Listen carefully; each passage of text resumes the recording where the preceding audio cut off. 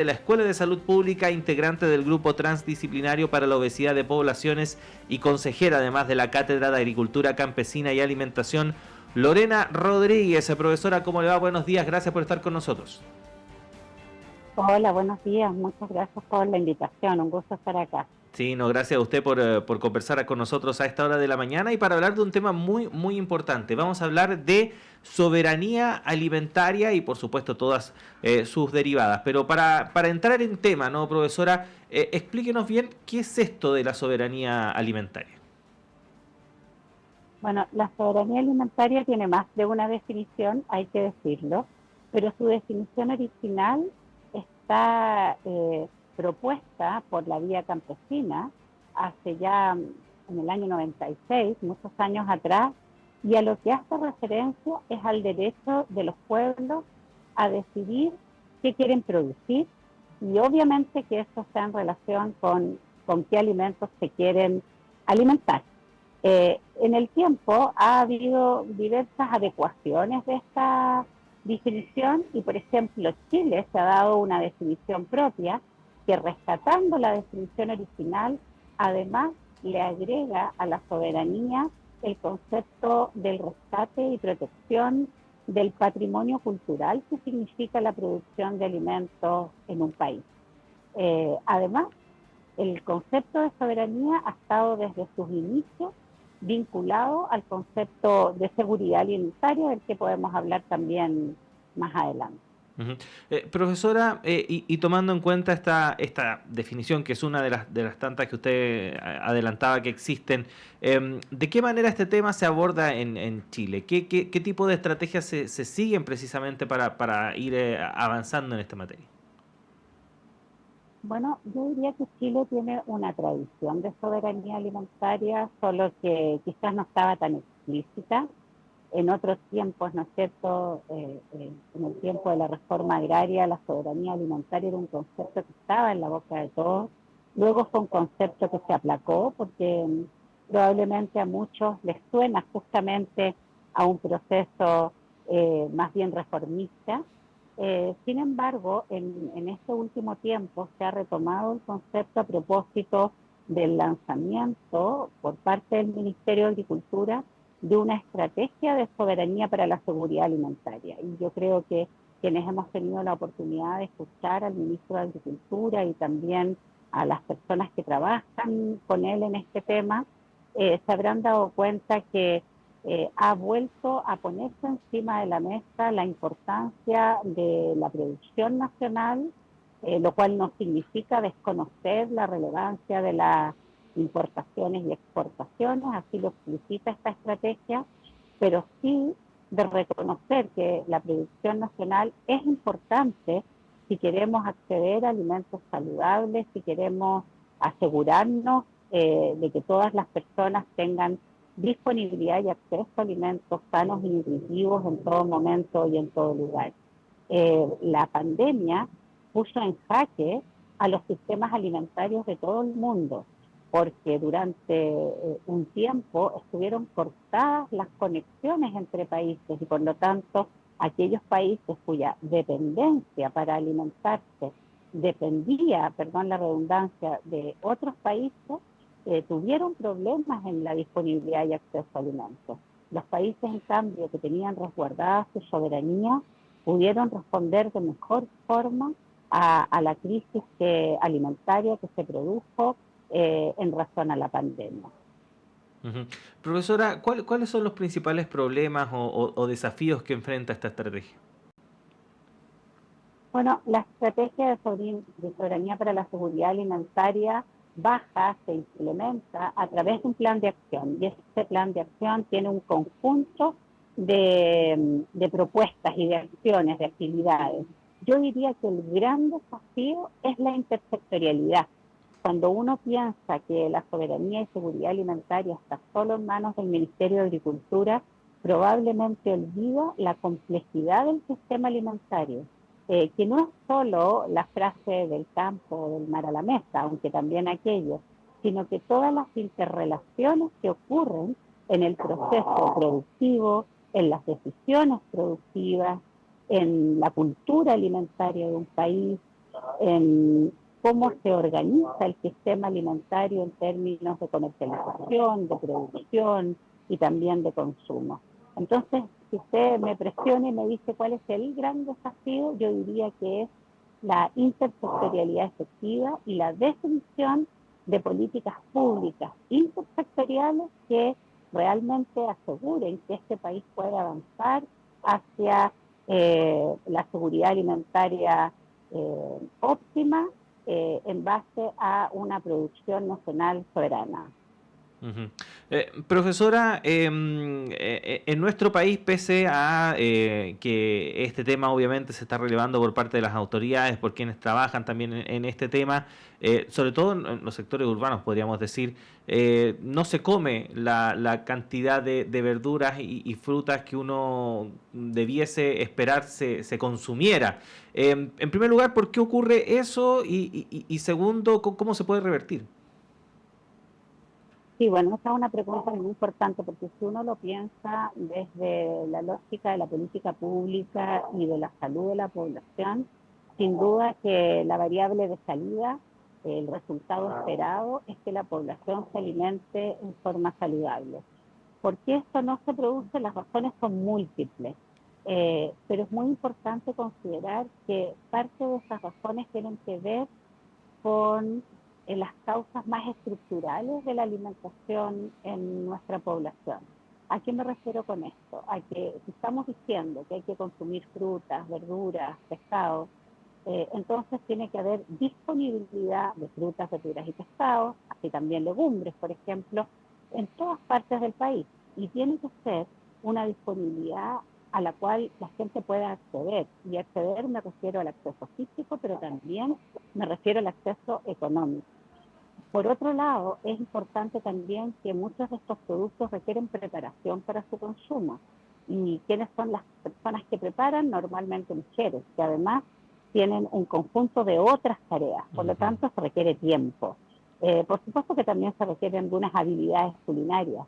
También se requiere distribución de tareas en el hogar, porque si la misma persona es la que cocina, la que limpia, la que baña niños, la que hace tareas, evidentemente no hay tiempo para eso y entonces se cambia la elección de consumo por alimentos de mucha más fácil preparación, pero que no necesariamente son alimentos saludables. Por lo tanto, eh, lamento que la respuesta sea compleja, pero hay que mirar el problema en toda su magnitud para comprender por qué la población no se está alimentando sanamente, a pesar que uno dice, pero ¿cómo? Si somos un país productor de fruta, somos un país con una larga costa, tenemos pescados y así toda la gente no los consume. Bueno, vamos a mirar entonces cómo está el acceso económico a este tipo de alimentos, dónde se venden, dónde puedo acceder. Tenemos ferias libres, pero a la hora que salgo del trabajo están cerradas. Bueno, esas son algunas de las múltiples causas por las cuales las personas probablemente, sabiendo que tienen que recibir una alimentación saludable, no logran cumplir esa demanda. Ujú. Estamos conversando con la académica de la Escuela de Salud Pública, integrante del Grupo Transdisciplinario para la Obesidad de Poblaciones y consejera además de la Cátedra de Agricultura Campesina y Alimentación, la profesora Lorena Rodríguez, respecto de la soberanía alimentaria y sus derivadas. A propósito de lo que mencionaba usted, profesora, respecto del acceso. Una de las críticas u observaciones que uno realiza como consumidor de este tipo de productos, frutas, verduras, es que, a lo mejor estoy errado en lo que digo, es una percepción, pero de que los productores privilegian la exportación respecto del consumo local, respecto, por ejemplo, de la calidad del producto que se ofrece. Que, por ejemplo, la fruta y verdura que está en las góndolas de los supermercados, sobre todo, no es de la misma calidad de la que, por ejemplo, se exporta hacia el exterior. Y eso, en cierta forma, también desmotiva el consumo. ¿Es verdadera esa percepción? ¿Cómo lo ve usted? Sí, lo que tú dices es un componente que no podemos eludir. Efectivamente, país agroexportador, este es un lema que hemos escuchado múltiples ocasiones, y esto nos lleva justamente, nos trae de nuevo el concepto de soberanía a la mesa, porque cuando estamos privilegiando la exportación por sobre el consumo interno, eso significa que la disponibilidad y el acceso se ven dificultados. Fíjense que yo creo que en las ferias libres tenemos productos, ¿no es cierto? Nosotros podemos acceder a productos, pero ya lo decía antes, y a lo mejor las personas exigen un producto que tenga una mejor apariencia. Eso también es un tema, porque no necesariamente la mejor apariencia es el mejor sabor.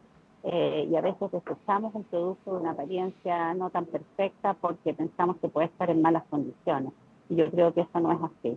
Sin embargo, el discurso, la imagen y las campañas publicitarias que vemos nos hacen pensar que los alimentos de buena calidad son solo aquellos que están en muy perfectas condiciones, y eso no es correcto. Sin embargo, este discurso de país agroexportador también nos hace pensar que no en todas partes de Chile la disponibilidad de frutas y verduras es tan amplia como a lo mejor en la zona central.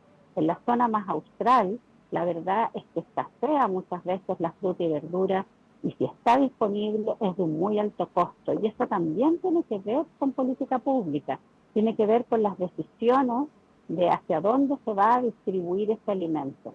Sin duda que la exportación es un negocio, yo no estoy diciendo que tengamos que eliminarlo, pero hay que pensar también cómo distribuimos mejor todos estos productos a lo largo del país, y así como privilegiamos la exportación, también tener en consideración que tenemos que privilegiar el consumo interno y asegurar el consumo interno. Ujú.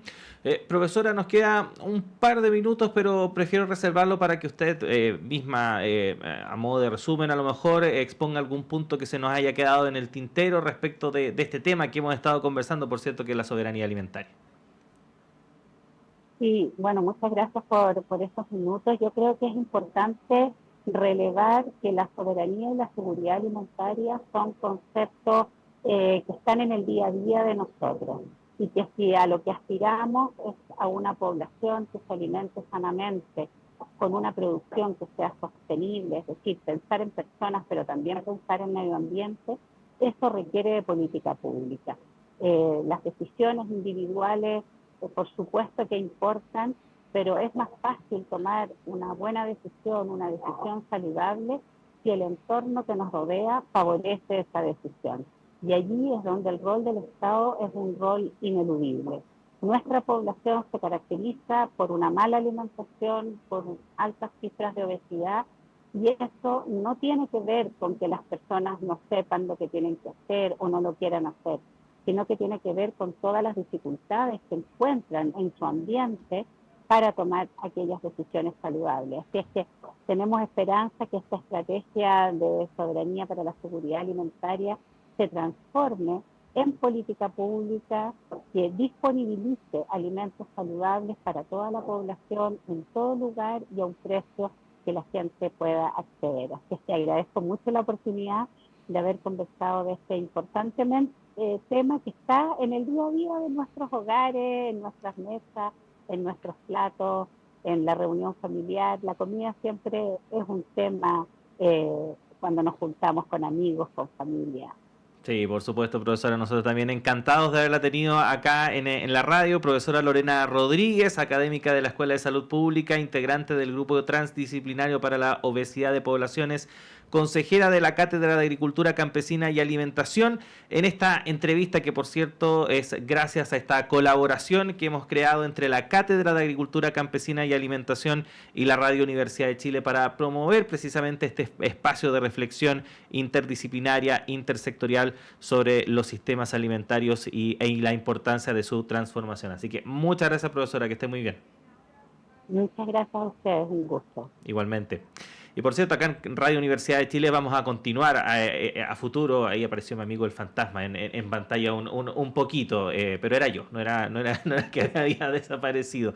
Este espacio de reflexión en torno a nuestra alimentación, el campo, los territorios, etcétera, etcétera. Ya hay ganadores de las 5 entradas dobles para hoy en el Teatro de la Universidad de Chile, presenciar el concierto que cerrará el 7º ciclo de piano con el dúo conformado por Lisa Chung y Jorge Pepi desde las 19:30 horas. Felicitamos a Denis Guillú, Beatriz Mella, Ana María Acevedo, Luis Guzmán y Alexis Zamora. Así que el abrazo para todas y todos ustedes. Gracias por haber llamado, por estar siempre atentos y atentas a nuestra programación, y a quienes lamentablemente no alcanzaron ahí a digitar el número telefónico, los invitamos a que estén muy pendientes a todas las transmisiones de Radio Análisis, porque ya lo hemos dicho anteriormente, de la nada Tania González saca ahí unas entradas de su bolsillo y las pone a disposición de nuestros auditores y televidentes. Así que atentos y atentas a eso. Nos despedimos, son las 9:55, ya llega Antonella Esteves y Semáforo a todas las plataformas de Radio Universidad de Chile. Yo me despido hasta mañana a las 7 en punto, junto a Patricio López y todo el equipo en la edición de Radio Análisis, primera edición del jueves. Así que a las 13 horas, eso sí, segunda edición junto a Diana Porras. Que tengan una buena jornada.